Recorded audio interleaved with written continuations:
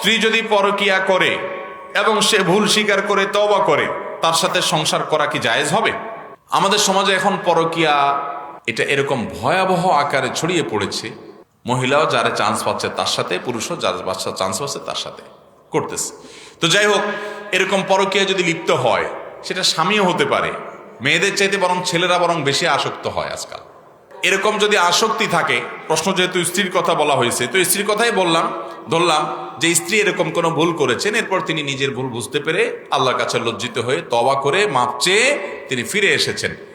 আপনার কাছে সেটা ধরা পড়ার পর তার আপনার কাছে মনে হয়েছে যে তিনি আসলে অন্তর থেকে খাঁটি তওবায়ে নাসুহা করেছেন এবং তিনি ফিরে এসেছেন। আপনার কাছেও সে দুঃখ প্রকাশ করেছেন, আর কখনো করবেন না সংকল্প করেছেন। আপনার কাছে মনে হয়েছে যে হ্যাঁ, তার তওবাটা টিকবে মনে হয়, তাহলে অবশ্যই আপনি তাকে ক্ষমা করে তার সাথে সংসার করতে পারবেন। শুধু পারবেন না, বরং ক্ষমা করে তাকে সুযোগ দেওয়া আপনার উচিত।